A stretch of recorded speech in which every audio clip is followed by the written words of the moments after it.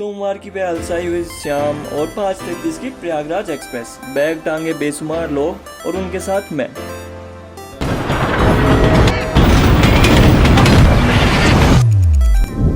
तो जनाब, ट्रेन हो, लोगों का जमावड़ा भी हो और कोई मज़ेदार किस्सा न हो, ऐसा संभव हो सकता है कभी? इसे मैं किस्सा ज़रूर कहूँगा, किंतु इससे पहले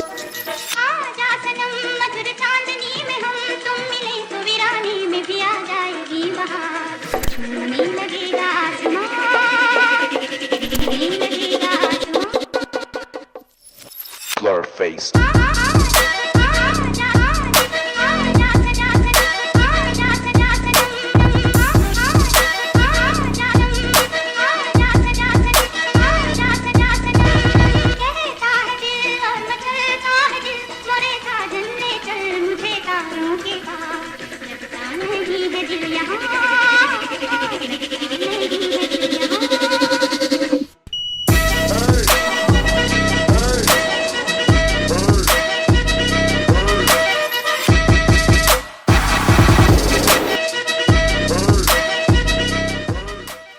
इससे पहले मैं आपको अपनी सहूलियत के लिए यह समझा देना चाहता हूँ कि ट्रेन में D1, D2 और D3 नामक 3 डब्बे बैठने के लिए आरक्षित होते हैं और महज सिर्फ 25 रुपये यानी 25 रुपीज़ का अतिरिक्त शुल्क जमा कर सीट आरक्षित भी करवाई जा सकती है और जो सीट आरक्षित नहीं है उस पर सामान्य टिकट लेकर बैठा जा सकता है।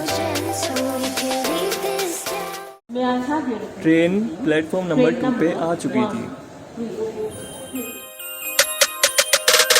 चलते चलते रास्ते में साथ छूट गया, कैसे जोड़ूं इस।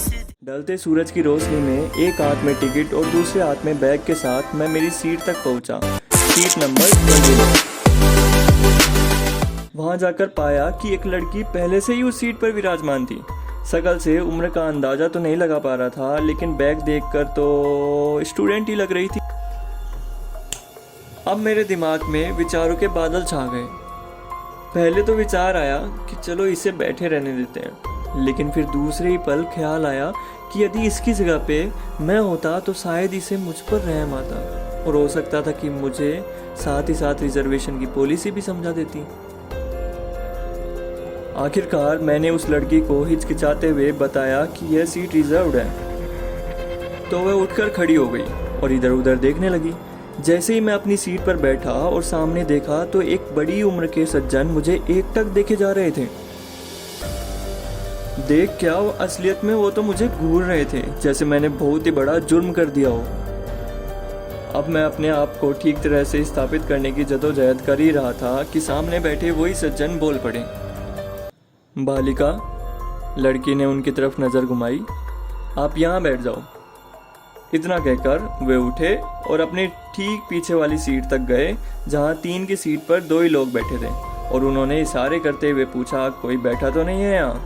और वहाँ जाकर विराजमान हो गए और वो लड़की उनकी सीट पर जाकर बैठ गई। मैंने अनुमान लगाया कि वे शायद मुझे घूरते हुए जाएंगे और उनका प्रतिशोध पूरा हो जाएगा, लेकिन उन्होंने मुझे नज़रअंदाज करना ही अधिक उचित समझा। किंतु मैं एक बात समझ नहीं पाया कि जिस खाली सीट पे वो खुद जाके पहुँचे उस पर बालिका भी तो बैठ सकती थी, लेकिन फिर जान गया कि यदि ऐसा करते तो उनकी दयालु का डंका नहीं बच पाता और मेरे जैसे निर्लज व्यक्ति को कैसे सबक सिखा पाते थे। खैर, अभी तो सफ़र शुरू ही हुआ है। लंबी सीट पर कुल जमे 3 लोग। घटाओं में रहेंगे, तू बरखा मेरी, मैं तेरा बादल पिया। She said I love you now, I don't want. I just want you to be happy and always be who you are. कुछ देर बाद मथुरा जंक्शन आया, ट्रेन नंबर 1। जहाँ से डिब्बे में दनदनाते हुए परिवार चढ़ा। वे खोजी दृष्टि लिए हमारी सीट तक आ गए और फिर अपने टिकट को आंखें दिखाने लगे। दरअसल उन वृद्ध महिला को अपनी सीट मिल नहीं रही थी। थोड़ी देर परेशान होने के बाद उन्हें सीट नंबर तो दिख गई थी टिकट पे, लेकिन परेशानी का अंत अभी हुआ नहीं था। नंबर तो मिल गए थे लेकिन सीट नहीं मिल रही थी, जबकि सीट के ऊपर ही सीट अंक लिखे हुए थे। तभी अचानक परिवार की वह वृद्ध महिला में टीसी की बुआ प्रवेश कर गई और वे बारी बारी सबकी सीट नंबर पूछने लगी। मुझसे तो उन्होंने 2 बार पूछा। इस 2 बार उच्च स्तरीय जांच का मैंने यह अंदाज़ा लगाया कि शायद मेरी शक्ल देखकर उन्हें नहीं लग रहा था कि मैं भी सीट रिजर्व करवा के सफ़र कर सकता हूँ। आखिरकार उन्हें अपनी सीट मिल ही गई। हमारी लंबी सीट पर खिड़की के पास बैठी महिला उनकी जगह पर विराजमान थी। महिला उठी और बुआ अपनी सीट पर जल्दी से बैठ गई। We'll go through the wastelands, through the highways, and on we'll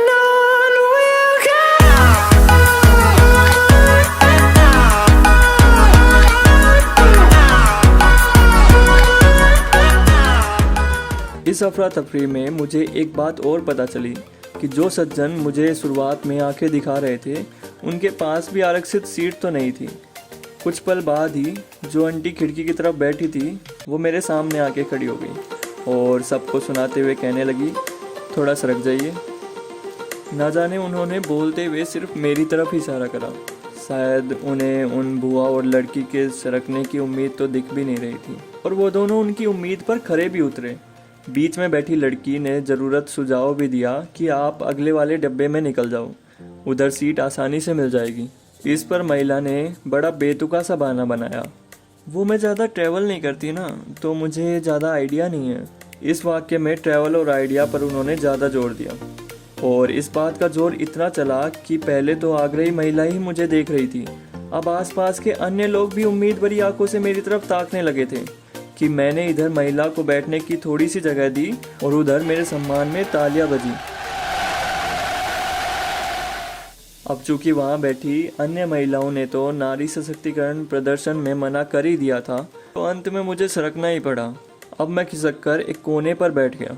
पड़ोस में बैठी लड़की भी सहजता के साथ सरकी। महिला को बैठने के लिए पर्याप्त जगह मिल गई थी, लेकिन मैं कुछ ही समय के जान गया था कि उन्हें न सिर्फ बैठना है बल्कि पीछे आराम से टिकना भी है। अपनी यह हसरत पूरी करने के लिए वह धीरे धीरे पीछे सरकती रही और मैं सीट के कोने तक धकेला जाता रहा। धीमी गति से वे महिला सीट पर टिकने के लक्ष्य की ओर अग्रसर होती रही और मुझे बर्थ पर अपने अधिकार का क्षेत्रफल घटता नजर आ रहा था। ऐसा लग रहा था कि सीट का कोना बस मेरी इंतजार में है। मैं इतना कोने पर आ चुका था कि मुझे लगने लगा कि अब ग्रेविटी बहुत अधिक बढ़ गई है और यदि अब भी मैं डटा रहा तो यह ग्रेविटी मुझे चपेट में ले लेगी, जिससे यात्रियों को दांत दिखाने और ज्ञान बौछारने का खास अवसर प्राप्त हो जाएगा। उसी पल मैं गुस्से में खड़ा हो गया, लेकिन मेरे गुस्से का फर्क भले किसको पड़ने वाला था। जैसे ही मैं खड़ा हुआ, महिला ने सीट को पूरी तरह हथिया लिया। याद दिला दूं कि सीट मेरे नाम आरक्षित थी। मैं मायूस होकर दरवाजे के पास जाकर खड़ा हो गया, स्वयं को यह दिलासा देते हुए कि जिस मनुष्य में इतनी भी आत्मीयता नहीं है उनके साथ सीट साझा करने से बेहतर है कि मैं बचे हुए घंटे अपने पैरों को ही कष्ट दे लेता हूँ। हालांकि यह भी जानता था कि सब कुछ मैं स्वयं को दिलासा देने के लिए ही सोच रहा था। वास्तविकता तो आप भी जानते हैं कि सीट की जंग में असलियत में हार चुका था और सामान्य भीड़ का हिस्सा बन चुका था।